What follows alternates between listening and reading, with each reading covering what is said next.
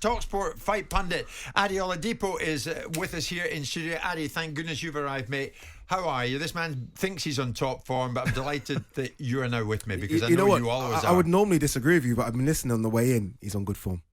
He's on good form. He's on good form. But you just love it when you get an endorsement like that. This is my world now. We're entering. Oh, here we go. So things could change very quickly in the next hour. But so far, so good for Simon. I think this morning. Adi, I love the way you said that. This is indeed your world, but it's a world that he now and again dips his upper class toe into. Yes. Well, you know, it's funny because I'm watching all the sort of the YouTubers after the fights all sort of scramble to get interviews with Simon Jordan. So look, I think he's sort of welcome in the boxing world. He clearly knows his stuff. He's doing good things behind the scenes. I'm pretty sure about that. There's a butt coming, isn't there? No buts. Not yet. Let's see how the next hour pans out. But Simon's okay when it comes to talking boxing. What is it that makes boxing the special sport that it is for you, Simon? Because it is. You've travelled the world. You watched Lennox Lewis. It just brings out a visceral emotion in me in terms of the integrity and commitment of these fighters. I think there's an honesty in the whole of the game. I don't think it's always parlayed at the top of the game in terms of those that make the fights and don't make the fights. But there's just something beautiful about boxing that you can't really write down on paper what it brings out in you. But the excitement and the exhilaration from small hall fights to the big Stardust ones, there's something there. And I just like the fighters. Maybe because I've spent a lot of time with footballers, and I like footballers too, but when you spend time with footballers, spend time with fighters, I actually enjoy the company. I would rather spend more time with my new mate Carl Froch than I would with David Beckham. New mate Carl Froch. Oh, Adi, we've heard that non-stop. I saw the love in between them two after. For those who don't know, Simon went up to Carl Froch after he had heard that Carl was a big fan of Simon's. That's not true. And was fishing for compliments, which he got. It was all very sickening. And those in the proximity of that conversation were thoroughly, pretty much cheesed off and ill about what they heard. Adi, it's great having you on board, mate. A lot to get through in the next hour. We'll be speaking to the diminutive but very popular Spencer Oliver as we look at Beterbiev, the beast, going in against Anthony Yarde. But more recently, we saw what happened up in Manchester. Liam Smith, what has he done for himself with that demolition of Eubank Jr? Yeah, well, look, he's almost won the lottery because the next fight is going to make millions. It's probably going to be at Anfield because his popularity has grown as well. It was a big fight.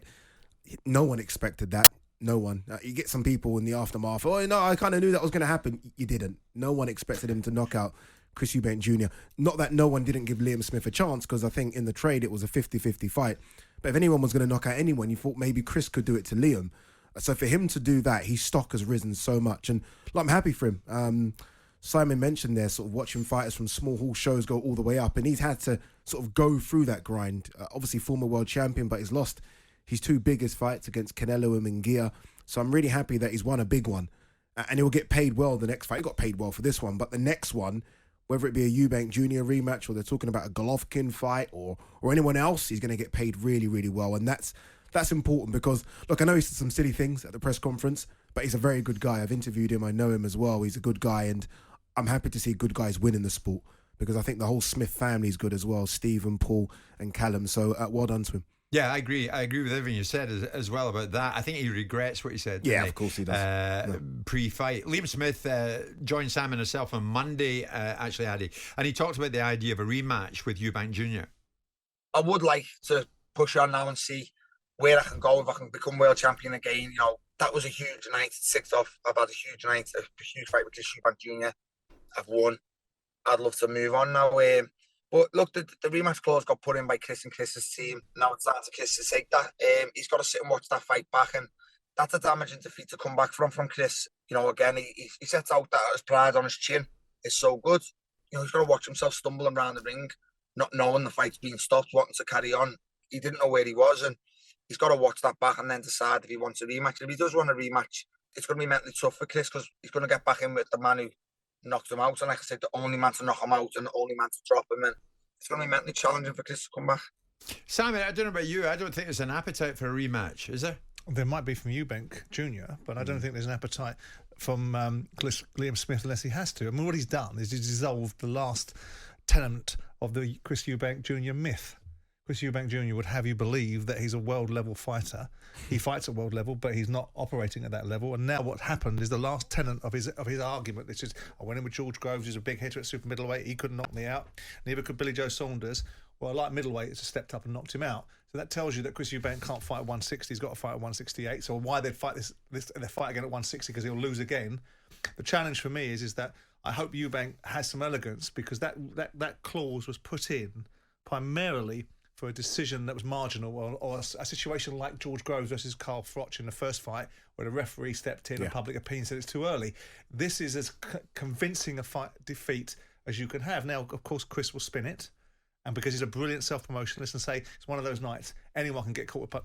They weren't the biggest of punches, and the punch resistance that he didn't have was surprising to me. He couldn't withstand it. Yeah, no, you're right. I mean, it shocked me, and I'm with you.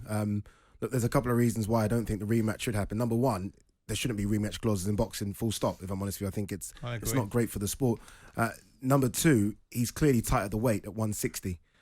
Yes, he looks fantastic on the scales, and everyone looking will probably look at the abs and think, wow, he looks amazing. But I've said this before, he's almost like a Ferrari, no engine. There's nothing underneath the tank there. There's nothing underneath the hood. And number three, he's got to go to 168. And Liam Smith, as Simon pointed out, is a 154-pound career fighter. So he's not going to take the fight at 168, is he? So look, I don't think it's going to happen. I don't think it should happen. If someone knocks you out in the fourth round, that's definitive. I mean, what more do you want to see? There's nothing controversial there. So for me, it shouldn't happen. But it's all about pounds and pence. I mean, it'll get a big attendance at Anfield, because it'll get a massive attendance at Anfield. I'm not sure it'll get the pay-per-views. So the pay-per-views is where the money is. Yeah. So with that in mind, I know what the pay-per-views for this fight were. I don't think the appetite will be as expansive next time round. So in real terms, whilst we'll say pounds, shillings and pence by being at Anfield, in terms of attendance, as you know as well as I do, the attendance will fall beneath the level of pay-per-view if they do it properly. By far, yeah. Are neither of you having rematches in boxing? Look, not rematch clauses. No, not rematch clauses. I think rematches should be determined by the fans after the fight. Not at this level. Yes, yeah, but not at this level. Yeah. Not at domestic. Addy's right. If the fans determine and the fans determine it, Yes, and then the broadcasters will put it on because the fans speak out, but. It shouldn't just be there. Well, the only thing I would say that helps is it helps people get over obstacles. If you're an incumbent belt holder and you're fighting another incumbent belt holder and you're both bringing something to the party and you've both got everything to lose, at that level I can understand why there'd be a rematch clause, because it actually facilitates making a fight. Yeah. At this level, when it's domestic level, this is domestic level fight. Liam's done brilliantly to beat Chris Eubank Jr. and somehow or another, Chris Eubank Jr. is a snake oil salesman. He's convinced everybody that he's the most bankable fighter in the country, behind Tyson Fury and Anthony Joshua, who are former world heavyweight champions, who are real bona fide achievers in the sport. Yeah. So he's brilliant at that. But the bottom line is, it's still just a domestic fight. No, it's above domestic. Domestic is almost saying it's British. It's a British level fight. It's above that. It's at least fringe world European level. It's not domestic. I think you're possibly a bit too harsh. Do you think, Addy, this changes the way Eubank Jr. approaches a big fight, and all this nonsense about I only need to be 50%? I don't really need to be any more than that. That's just. Do you think he'll shut his trap now and get in and try and do the job? No, I don't think he will. I think he'll probably. Look, there's been talk about an elbow in the fight, and he might use that as the base as to why he lost and as a comeback. I think he should. I think he should sort his training situation out as well. The Roy Jones thing just hasn't worked. He's looked awful under Roy Jones. He was, and look, as much as Simon says, he's never been a world-class fighter, he was at least aggressive before. He used to put it on you. Now he's trying to become a boxer, and he's not a great boxer. So the Roy Jones thing hasn't worked, so he's going to need to look at his training setup. Does he love the sport? I mean, is he in the gym in between fights? I know he looks great, but is he? I'm not quite sure. But it's been a tough couple of years as well. Yeah, he lost his brother Sebastian Eubank.